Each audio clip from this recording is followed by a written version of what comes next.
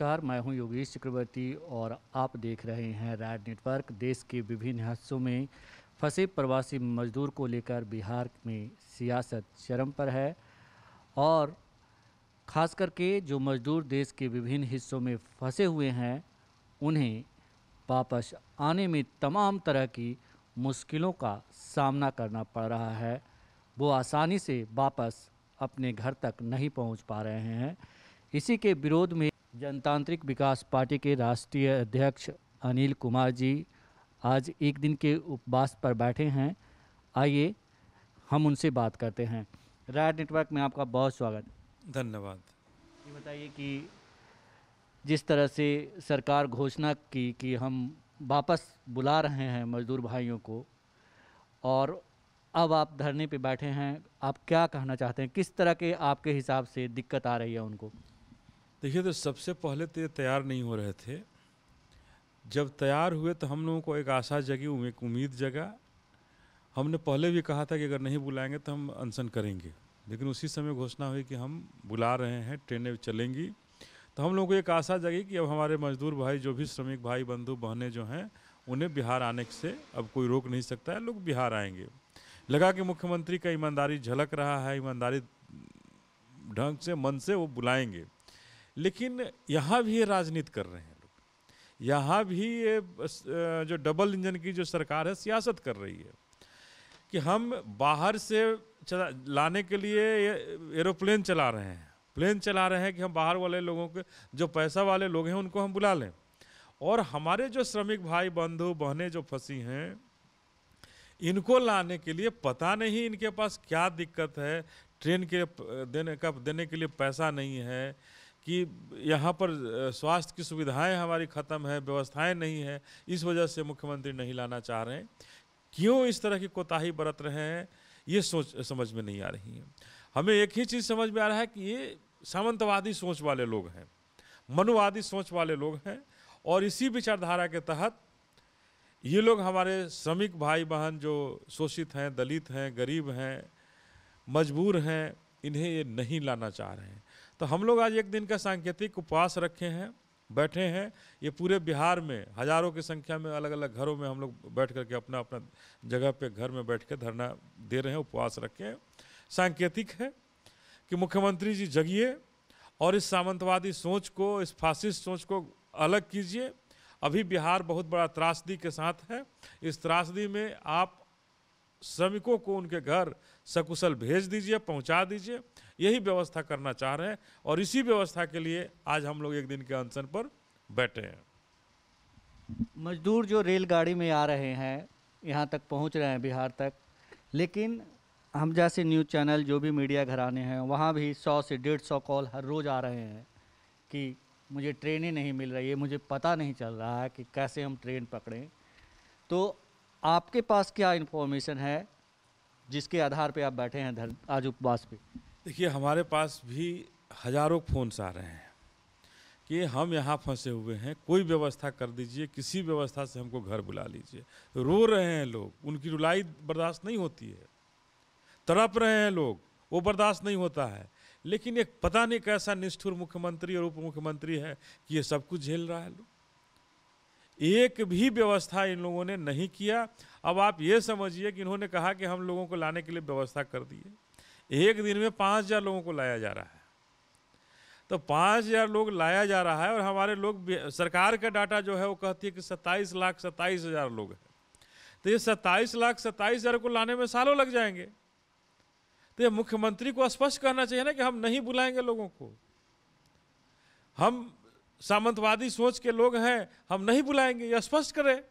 हम पूछना चाहते हैं मुख्यमंत्री से कि भारत का कानून, भारत बाबा साहब का है, बाबा साहब के संविधान से चलेगा, महात्मा गांधी के हिसाब से चलेगा, सरदार पटेल के सपनों के हिसाब से चलेगा, या मोदी के हिसाब से चलेगा और नीतीश कुमार के हिसाब से चलेगा? अगर चलेगा तो इसी तरह से हमारे लोगों को कर्नाटक में जैसे बंधक बनाया गया कि हम जाने नहीं देंगे, गुजरात में हमारे लोगों को लाठी डंडे से पीटा गया, महाराष्ट्र में पीटा गया, हमारे मुख्यमंत्री को आवाज़ तक नहीं गूंजती है। एक फ़ोन तक इन्होंने नहीं किया महाराष्ट्र के मुख्यमंत्री को, गुजरात के मुख्यमंत्री को, कर्नाटका के मुख्यमंत्री को कि आप हमारे लोगों को क्यों पीट रहे हो, हम अपने लोगों को बुलाने के लिए क्यों नहीं जागरूक हो पा रहे हैं। तो ये तमाम तरह की सवालें खड़ी हो रही है कि आखिर मुख्यमंत्री क्यों नहीं बुला रहे हैं हमारे लोगों को, क्यों नहीं हमारे लोगों को घर तक आने दे रहे हैं।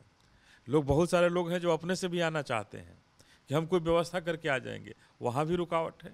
तो ये तमाम तरह की व्यवस्थाएं, जो सामंतवादी व्यवस्थाएं जो पैदा हो गई है कि लोग लाखों की संख्या में पैदल आ रहे हैं, कितनी कठिनाई से पैदल आ रहे होंगे समझ लीजिए। अब 1000 किलोमीटर दूर, सपना भी नहीं कोई सोच सकता है कि अब हम 1000 किलोमीटर दूर पैदल चलेंगे, छोटे छोटे नौनिहाल बच्चों को लेकर के, बड़े बुजुर्ग माता पिता को गोद में कंधे पर लाद करके। वो मजदूर हमारे भाई, उन्हें मैं सलाम करता हूँ, सैल्यूट करता हूँ, उनके ज़मीर को, उनकी हिम्मत को, उनके हौसला को कि आप हिम्मत मत हारो, आपके साथ लाखों बिहारी बिहार में भी जगे हैं और जग करके आपको बिहार बुलाने का काम करेंगे और मुख्यमंत्री को जगाने का काम करेंगे।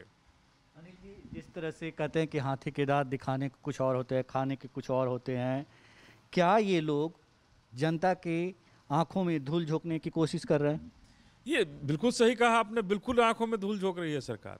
ये डबल इंजन का, दोनों इंजन सरकार का फेल हो चुकी है और मजदूरों श्रमिकों के मामले में ये बिल्कुल निष्ठुर हो चुके हैं, कोई सोच नहीं रखे हैं और ये यही जानते हैं कि आप जहां हैं वहां मरो। अभी कुछ दिन पहले हमने एक टीवी चैनल पर एक इंटरव्यू देखा हमने उप मुख्यमंत्री का, हमें शर्म आ रहा था कि ये वैश्विक महामारी में जहां देश परेशान है, राज्य परेशान है, राज्य के लोग परेशान हैं, घर आना चाहते हैं, उसकी व्यवस्था नहीं कर रहे हो और एक निष्ठुर उप मुख्यमंत्री उपहास कर रहा है टीवी चैनल पर बैठ करके और कह रहा है कि वोट की चिंता मत कीजिए आप, वोट थोक भाव में हमें मिलेगा। अरे ये वोट की जरूरत है, अभी वैश्विक महामारी में लोगों को घर पहुंचाने की जरूरत है और भूखे को अन्न देने की जरूरत है, वोट की जरूरत अभी नहीं है। और ये उप मुख्यमंत्री कहता है भाव से मिलेगा, मतलब खरीदने की तैयारी कर रहे हैं। तो इस वैश्विक महामारी में भी हमारा मानना है कि ये लोग केवल लूटने का काम किया है बिहार को और बिहार के खजाना को खाली करने का काम किया है और खजाना को खाली करके चुनाव की तैयारी दिखा रहा है लोग। तो अभी मैं राजनीति करने नहीं बैठा हूँ, मैं सीधा सीधा अपने मजदूरों के प्रति, अपने श्रमिकों के प्रति, जो भी भाई बंधु बाहर फंसे हुए हैं उनके प्रति हमारी गहरी संवेदना है और मैं उन्हें उनके घर तक बिना पहुंचाए अमन चैन से बैठने वाला नहीं हूं जब तक कि मैं उन्हें सकुशल उनके घर तक नहीं पहुंच जाए। जिस तरह से बिहार के सीएम कहते हैं खुद को, मतलब दलित, पिछड़ों और महादलित के करीबी कहते हैं, हितैषी कहते हैं और कहते हैं कि हम भी आपके समाज से आते हैं, पिछड़े समाज से आते हैं, लेकिन जब उनका साथ देने का वक्त आता है तो आप कह रहे हैं कि वो सामंती सोच के हैं। क्या कहेंगे इस पे आप?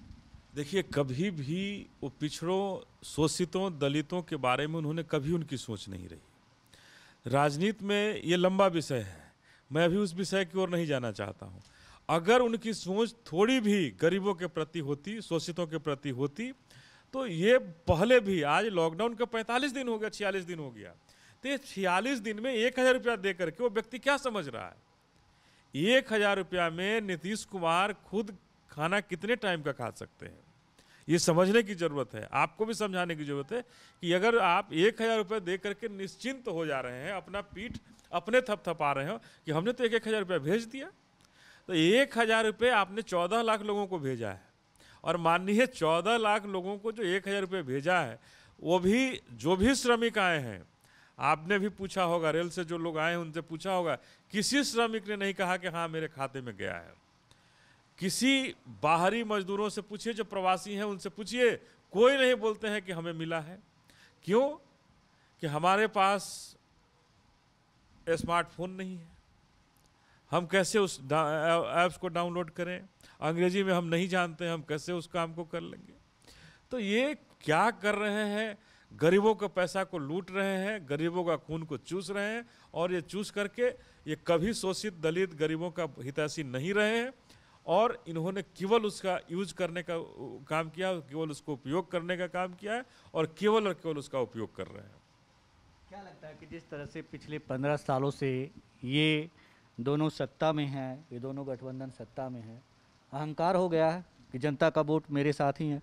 देखिए 15 साल में सबसे पहले कि 15 साल कोई मुख्यमंत्री रहा हो और बिहार की दुर्दशा दुर्दिन दिखा दिया हो बिहार को, कि अगर 15 साल में भी करोड़ों लोग बिहार से बाहर जाके काम करते हैं।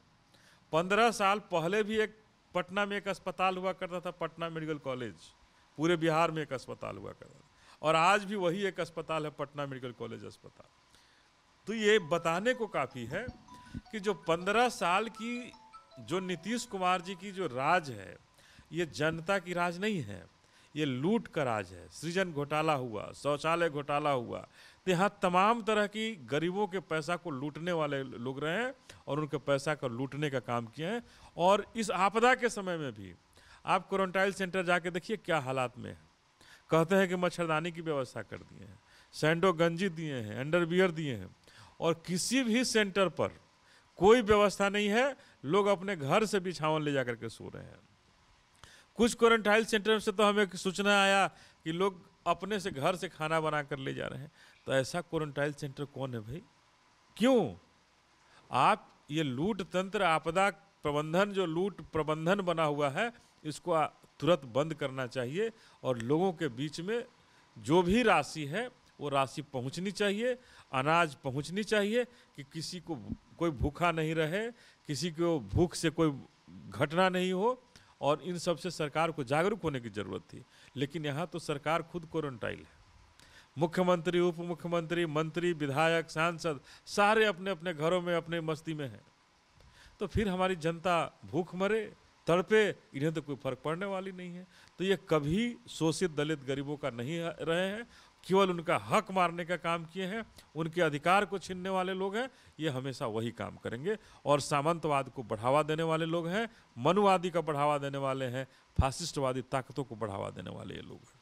अनिल जी, जिस तरह से नीतीश सरकार के बारे में कहा जाता है, मीडिया में कहा जाता है, ये खुद दावा करते हैं कि सुशासन की सरकार है, विकास पुरुष कहलाते हैं नीतीश बाबू, और एक तरफ तमाम तरह के घोटाले की खबरें आती है।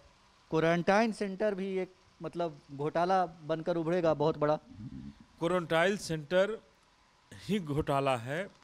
और आप मीडिया को, अगर क्वारंटाइन सेंटर में आप इतने ईमानदार थे तो मीडिया को जाने से रोक क्यों लगाया आपने? रेलवे में आने वाले लोगों से मीडिया को मिलने से क्यों रोका गया? ये यही कारण है ना कि मीडिया जाएगी, वहाँ वस्तु स्थिति दिखा देगी कि हमारे यहाँ कोई व्यवस्था नहीं है, बता देगा वहाँ रहने वाले लोग कि हमें खाना नहीं मिल रहा है, हमारे पास कोई बिछावन नहीं है, बाथरूम कभी साफ नहीं होता है। तो इन्हीं डरों से ना मीडिया को रोका गया, क्वारंटाइन सेंटर मत जाइए। तो ये एक बहुत बड़ी घोटाला है, और इस घोटाला को रोकने से, घोटाला तो हो चुका है, कोई नहीं बचा सकता है।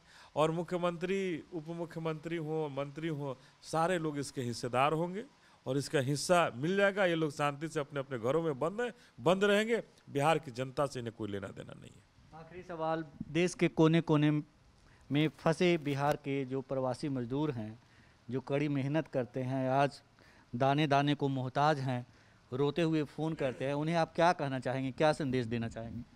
देखिए, हमने यही कहा है कि भाई मेरे कुछ दिन धैर्य रखो, जो जहाँ है धैर्य रखिए। सरकार को हम लोग बिहार में मजबूर करेंगे कि आप हमारे भाइयों को, हमारे बहनों को जो जहाँ फंसे हैं वहाँ से लाने का काम कीजिए, नहीं तो बिहार में आपको हम लोग बहुत बदहाल कर देंगे। और बाबा साहब का संविधान से बिहार चला है, भारत चला है, इन्हीं के संविधान से चलेगा।